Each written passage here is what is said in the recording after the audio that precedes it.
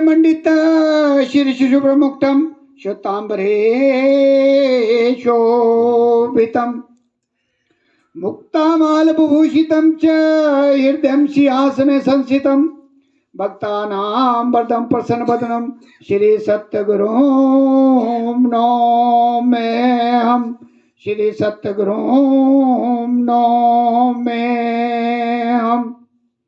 बंदो चरण सरोज गुरु मुद मंगलागार जय ही सेवत नर होते हैं भव सागर से पार, भव सागर से पार। गुरु जी के सिमरण मात्र से नाशत विघ्न अनंत ताते सर्वारंभ में ध्यावत सब संत, ध्यावत सब संत। जय ही खोजत ब्रह्मा थके, जय ही खोजत ब्रह्मा थके सुर नर मुनि और देवा कहत कबीर सुन साधुआ कर सतगुरु की सेवा, कर सतगुरु की सेवा। राम कृष्ण से को बड़ा, राम कृष्ण से को बड़ा तीनों तो गुरु कीन, तीन लोक के वे धनी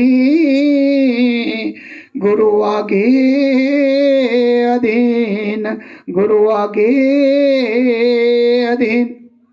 वेद शास्त्र और भागवत गीता पढ़े जो कोई तीन काल संतुष्ट मन, बिना गुरु कृपा न होए, बिना गुरु कृपा न होए। अखंड मंडलाकारं व्याप्तमेन चराचरं तत्पदं दर्शितमेन तस्मै श्री गुरुवे नमः, तस्मै श्री गुरुवे नमः। सब धरती कागज करूं लेखनी सब बन राय, सात समुद्र की मसीह करूं पर गुरु गुण लिखा न जाए, गुरु गुण लिखा न जाए। गुरु ब्रह्मा गुरु विष्णु गुरुदेव महेश्वरा गुरुर साक्षात परब्रह्म तस्मै श्री गुरुवे नमः, तस्मै श्री गुरुवे नमः। तुमेव माता च पिता तुमेव, तुमेव बंधु च सखा तुमेव, तुमेव विद्या द्रविणं तुमेव, तुमेव सर्वं मम देव देव, तुमेव सर्वं मम देव देव। बोलिए जयकारा, बोलो मेरे श्री सतगुरु महाराज की। जगत वंदनीय प्रातः समनीय अद्वैत मत के संस्थापक दादा गुरु श्री परमहंस दयाल जी महाराज जी के चरणों में साष्टांग दंडवत प्रणाम। सभी के हृदय सम्राट नंगली निवासी सदगुरु भगवान जी के चरणों में साष्टांग दंडवत कोटि कोटि प्रणाम। अंबाला वाले सदगुरु महाराज के चरणों में साष्टांग दंडवत कोटि कोटि प्रणाम। सारा संतन समाज उनके चरणों में साष्टांग दंडवत कोटि कोटि प्रणाम। हमारे बीच में हेड साहबान उनके चरणों में प्रणाम। और आज सभी को महाशिवरात्रि की लाख लाख बधाइयां हो। कहते हैं कि पहले गुरु माता पिता, दूसरे देवी देवता, तीसरे हमारे होते हैं पढ़ाने वाले, और उसके बाद आ जाता है जो हमें प्रोफेशन में ले जाते हैं, और उसके बाद कुछ हमारे को वाद्य यंत्र या दूसरी शिक्षा देते हैं। इस तरह से जो देवी देवता हैं उन्हें भी हमें संतुष्ट रखना पड़ता है, क्योंकि ये जो बॉडी हमारी बनी हुई है, जो 9 दरवाजे बने हैं, ये सारे काल के अंडर आते हैं। जितना भी ये शरीर का हमारा ढांचा बना है काल के अंडर है। और अगर हम इनको बिल्कुल साइडलाइन कर देते हैं और ऊपर से नाम नहीं जपते तो हमारे को दोहरे कष्ट होते हैं। ध्यान रखना इस बात का कि जब तक कोई चीज परिपूर्ण नहीं होती, उसे परिपूर्ण करने के लिए हमें सारे सिद्धांत अपनाने पड़ते हैं। और जब हम परिपूर्ण हो जाते हैं तो देवता लोग खुद पीछे हट जाते हैं। उस रूह को आगे बढ़ने का ये मार्ग बतलाते हैं, जो कठिनाई आती है उसमें भी ये सहयोग करते हैं। ऐसा हमारा जीवन का एक्सपीरियंस है। लेकिन उसके लिए आप एक परिपूर्ण होना पड़ेगा। ऐसा ना हो कि अध जल गगरी छलकत जाए, ना यहाँ के रहो ना वहां के रहो। मैं बार बार कहता हूं कि हर काम को करना है।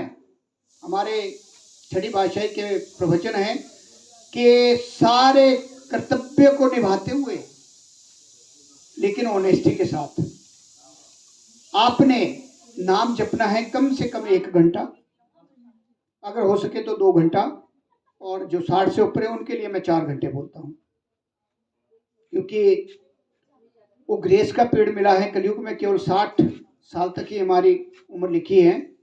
जो उसके आगे जाता है उसका ग्रेस पीरियड मिलता है, और जो उसका लाभ उठाता है वो अपने जीवन को साकार और सार्थक बनाता है। जितने भी बुजुर्ग मुझे 60 साल से ऊपर मिलते हैं, मैं सभी को सावधान करता हूं, चाहे घर के हो बाहर के हो कहीं भी मिलते हैं, कि ऐसा ना हो कि बाद में डमरू बजे। ये डमरू वाले जो कथा मैं कई बार सुना चुका हूं, छोटा सा मैं चलते चलते भी आपको सावधान कर देता हूं कि डमरू कैसे बजता है। भोले शंकर वाला डमरू नहीं है, ये वो डमरू है जो हमारे कुकर्मों से बचता है। जब हमें समझ आया जाता है महापुरुषों द्वारा घर घर आकर, और सावधान किया जाता है कि अपनी गंदी आदतें छोड़कर गुरु महाराज की चरण में अपने आप को समर्पित कर दो। लेकिन ये प्रश्न अपने आप से पूछना है सभी ने, जितने भी आए हुए हैं, जितने भी गुरुमुख हैं, मनमुख हैं, या दूसरे मतों से जुड़े हुए हैं, कि हम कितना कार्य अपने लिए कर रहे हैं। संसार के लिए तो हम दिन रात लगे हुए हैं। 5 पहर धंधा किया, 3 पहर सोए, 1 घड़ी भी सत्संग ना किया, तो मुक्ति कहां से हुई। हम भागे हुए हैं चारों दिशाओं में, और ध्यान रखना कि जो 4 नाभों में पांव रखता है वो कभी पार नहीं हो सकता। सीधा कहा है महापुरुषों ने, एक साधे सब सदे, सब साधे सब जाए। ऐसा ना हो कि नाभ बीच में ही रहे। बने तो हम नामी हैं, लेकिन नाभ डूब जाएगी, कोई फायदा नहीं होगा। जब लास्ट में आता है, जब पिक्चर सामने आती है, फिर कहते हैं कि आछे दिन पाछे गए, गुरु से किया ना हेत, अब पछताए क्या होत, जब चिड़िया चूक गई खेत। ऊपर चबोड़ होगा, नीचे क्या होगा वो सभी जानते हैं। जब डेथ बेड में होते हैं, जब हमारी पिक्चर सामने आती है, एक एक पल का हिसाब हमारे सामने रखा जाता है। इन चीजों से बचने के लिए हम महापुरुष सावधान करते हैं। और इतना बड़ा हमारा दरबार मिला है, नंगली निवासी भगवान पूर्ण सतगुरु मिले हैं, जहां 68 तीर्थ इनके चरणों में, सारे देवी देवता इनके चरणों में झुकते हैं। यहां तक कि लाइनों में लगे होते हैं। केदारनाथ जैसे हमने देखे हैं, वहां दरबार में लाइनों में लगे होते हैं इनके दर्शन के लिए। और हम क्या कर रहे हैं, कोई कुंभ नहा रहा है गुरुमुख, कोई हरिद्वार नहा रहा है। आज भी मैंने देखा कि आज बहुत से गुरुमुख हमारे कुछ क्षेत्र के गए हुए हैं। तो भाई बात नहीं बनेगी। बोलते हैं कि जल बिच मीन प्यासी, मुझे देखकर आवे हंसी, आत्म ज्ञान बिना सब सुना, चाहे मथुरा ना हो चाहे काशी। हम अपने आप को जान ही नहीं रहे। इतनी सिंपल, इतनी सहज, इतनी सुंदर विधि हमारे महापुरुषों ने हमें दी है। चलते फिरते, उठते बैठते, सोते जागते, नहाते गाते, आप नाम जपिए। और यही नाम है, केवल यही नाम है जो सृष्टि, जब से हमारी सृष्टि यहाँ ये संसार बना है, और जब तक हम अपने निज धाम जहां हमने हाथ खड़े किए थे वहां पहुंच नहीं जाते, तब तक ये नाम आपके साथ है। लेकिन हम कहां ढूंढ रहे, जैसे मृग की उसमें पेट में कस्तूरी है, उसकी खुशबू के लिए सारे जंगलों में पता नहीं कहां कहां घूम रहा है, और वो अपने पास है। वैसे हमारे पास वो नाम है, लेकिन हम कभी हरिद्वार में घूम रहे, कभी महाकुंभ में धक्के खा रहे, वहां सांसें रुक रही हैं, लेकिन हटना नहीं है। कोई 4 धाम में जा रहे हैं, कोई पता नहीं क्या क्या करवा रहे हैं, लेकिन मन को शांति नहीं। मन को शांति कहां से मिलेगी, जब आपने नाम ही नहीं जपना। चारों तरफ हमारा ध्यान होगा तो कैसे शांति मिलेगी। जब हम नाम में कंसंट्रेट करेंगे, अंदर के नजारे देखेंगे, अपने आप शांति होगी, आपको जाने का दिल ही नहीं करेगा। मैं पहले मंदिर में जाता था, आज किसी ने पूछा कि आप मंदिर में नहीं जाते, मुझे 8 साल हो गए। जब से हमने नाम लिया मैं मंदिर में गया ही नहीं हुआ। मैं बहुत जाता था मंदिर में, लेकिन वो स्टेजें होती है। जब हमारी पढ़ाई एमए की पूरी हो जाती है तो मैंने एमए के पीछे थोड़ी जाना है कि मैं पीछे हटूं कि ये करूं, मैं उसके बाद मैंने आगे जाना है, पीएचडी करनी है मैंने। कई बार अब जैसे हम नाम दान देने की प्रक्रिया शुरू की है तो कुछ लोगों ने 4-4 गुरु किए हुए हैं, ध्यान रखना इस बात का। 4-4 देखे मैंने, 4-4 गुरु किए और लगे हुए वहां। फिर उनसे प्रश्न किए गए भी आप कहाँ तक पहुंचे, क्या किया आपने, आप 50 साल के हो गए, 60 के, क्या किया आपने, गुरुदान लेकर दक्षिणा लेकर क्या किया, गुरु दीक्षा लेकर क्या किया? तो कोई जवाब नहीं है। क्या फायदा होगा उसका कि आप बन गए गुरुमुखी, पता कुछ नहीं है। तो इन बातों को समझना है हमें। इतना बढ़िया मंच मिला है, इतना बढ़िया हमारे को ये दरबार मिला है, हमारे पास महापुरुष आते हैं, टाइम टू टाइम महापुरुष आ रहे हैं, घरों घरों में जाकर आप लोगों को बता रहे हैं। अगर हम फिर भी सोए रहे तो फिर कौन बेलीवार होगा? हमारे सीधे जो महापुरुष है, सीधा आप सुनोगे, क्योंकि हम ध्यान नहीं देते। उन्होंने जिम्मेवारी ली है हम लोगों की कि अगर 1 घंटा आप मुझे दोगे, मुझे क्या अपने आप के लिए दोगे, नाम जपोगे 1 घंटा केवल, तो मैं आपकी जिम्मेवारी यहाँ की लूंगा और अगले परलोक भी लूंगा। हम भागे हुए चारों तरफ भागे हुए, क्या मिलेगा उस भागने से? फिर इस सत्संग का क्या फायदा होगा हमारे लिए? नाम का क्या फायदा होगा अगर हम भागे रहेंगे? नाम जपो, उसके परिणाम देखो आप। परिणाम तब आएंगे अगर मन एक तरफ लगेगा। अगर चारों तरफ भटके रहेंगे, मैंने बोला 4 पांव रखोगे 4 नाव में तो डूबेगी, पार होना मुश्किल है। तो मैं एक छोटा सा प्रसंग, आज भोले शंकर जी का दिन है, उसी पे देता हूं कि क्या होता है कि कुपात्र को कभी दान नहीं देना है। ये तो आप लोग भी ध्यान रखना कि पात्र को जो हम कुछ वरदान देते हैं या दान देते हैं, अगर हम कुपात्र को देते हैं तो हमारे कर्म बनते हैं, उसका भुगतान हमें करना पड़ेगा, आगे जाके करना पड़ेगा। ये बहुत लंबा प्रसंग है, मैं छोटा दे रहा हूँ क्योंकि समय की कमी है। तो एक बार क्या हुआ कि भोले शंकर बाबा जी, अपने भोले नाम ही इनका भोले हैं, जिसपे मतलब जिसने थोड़ी बहुत भक्ति कर ली उसके हो जाते हैं। तो ऐसा ही हुआ कि एक राक्षस था भस्मासुर। जो भस्मासुर था उसने देखा कि पार्वती पे वो मोहित हो गया था, पार्वती को कहीं देखा होगा उसने। तो उसने क्या किया कि मन में प्रण किया, संकल्प किया कि मैं इतनी भक्ति करूंगा कि भोले शंकर को मैं खुश करूंगा। तो अपनी भक्ति में लग गया। तंत्राओं में जाके जितने राक्षस होते थे, बहुत ज्यादा भक्ति की है इन्होंने, एक टांग में खड़े होके देवता नहीं कर सकते, बहुत संकल्पित होते थे ये लोग। तो हुआ क्या कि उसने इतनी भक्ति कर ली कि भोले शंकर को प्रकट होना पड़ा। भोले शंकर जी प्रकट हुए तो उसके मन में तो वही चला था कि मैंने पार्वती को पाना है किसी भी हालत में। तो जब भोले शंकर उसकी भक्ति से खुश हुए तो प्रकट हुए, तो वरदान तो देते ही है वो। उसने कहा कि आपने भक्ति किस लिए की है? उन्होंने कहा कि मुझे वरदान चाहिए, इसलिए अगर आप खुश हैं तो मुझे मनचाहा वरदान चाहिए। बाबा जी तो बाबा जी है। तो उन्होंने बोला ठीक है मांगो। तो उसने मांगा कि जिसके सिर पे मैं हाथ रखूं वो भस्म हो जाए, इसलिए उसका नाम भस्मासुर रखा गया था कि जिसके सिर पे मैं हाथ रखूं वो भस्म हो जाए। अब जो हमारी दशाएं चलती है ना ग्रहों की, कई बार शनि की अंतर, कई बार कई जो भी कुंडलियों में आप देखते हैं, जब हम मनमुख होते हैं, दौड़े होते हैं हम, तो वैसा ही ये प्रकोप चलता है जिसमें सूर्य चंद्रमा वगैरह नहीं बचे, देवी देवता नहीं बचे, तो आम इंसान कहाँ बचता है? बचने का एक ही साधन है कि आप अच्छे काम करो और नाम जपो, बाकी कोई साधन नहीं है। क्योंकि ऐसा कहा है गुरु महाराज ने कि हस्तरेखा और मस्तरेखा को नाम के द्वारा, नाम के जाप के द्वारा बदला जा सकता है। हमारे अंबाला वाले गुरु महाराज ने ऐसा किया भी है। उन्होंने, पीछे शोर कम करें, कौन है पीछे? बोलो जयकारा, बोलो मेरे श्री सतगुरु महाराज की। तो हुआ क्या कि जैसे ही उन्हें वरदान मिला तो उन्होंने क्या किया कि भोले शंकर का ही पीछा शुरू कर दिया।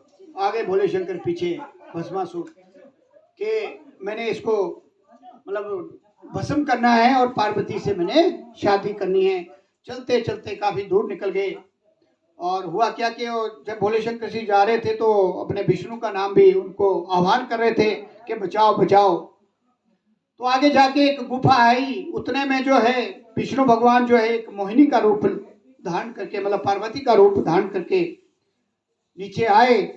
और जब देखा कि भोले शंकर जी काफी संकट में हैं, क्योंकि अगर गुफा में वो चले जाता तो आगे रास्ता नहीं था, तो उन्होंने क्या किया कि भस्मासुर के पास विष्णु भगवान पार्वती के रूप में आए और कहा कि तुम आगे क्यों जा रहे हो, मैं अपने आप ही आपके पास आ गई हूं और मैं शादी करने के लिए तैयार हूं। इस भोले बाबा को क्यों तंग कर रहे हो, इसे क्यों सता रहे हो। और इस तरह से वो पहले तो उसने सोचा कि कौन क्या क्यों में जाते हैं, लेकिन जितनी की हमारी बुद्धि होती है उतना ही हम काम करते हैं। तो हुआ क्या कि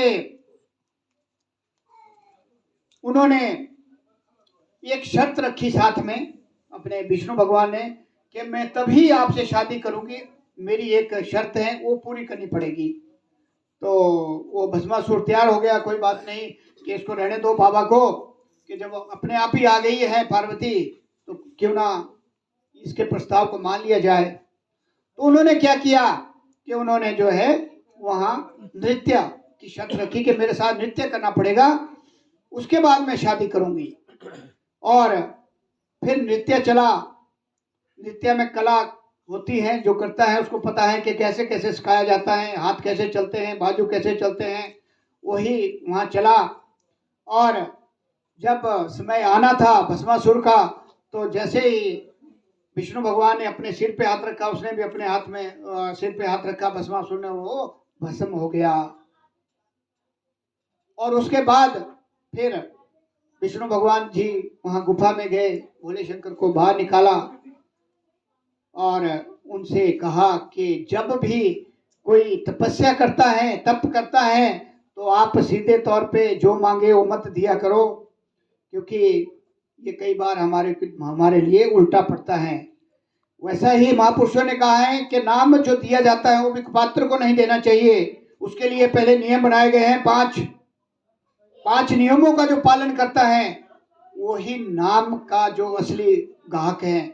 अगर 5 नियमों को नहीं निभाता और उल्टे सीधे काम करता है तो उसकी सजा में एक छोटा सा 2 मिनट का और टाइम लेके, एक ऐसा हुआ कि ऐसा ही एक गुरुमुख था, ध्यान रखना इस चीज का, वो कार्य करता था लेकिन जैसे नाम दान लिया तो उसने शराब और मीट शुरू कर दिया, खाना पीना। उसको समझाया गया, महापुरुषों ने देखी उसकी आते, नहीं माना। यह घटना है, अभी भी वो है हमारे यहाँ साक्षात रूप में, मैं आगे नहीं जाना चाहता।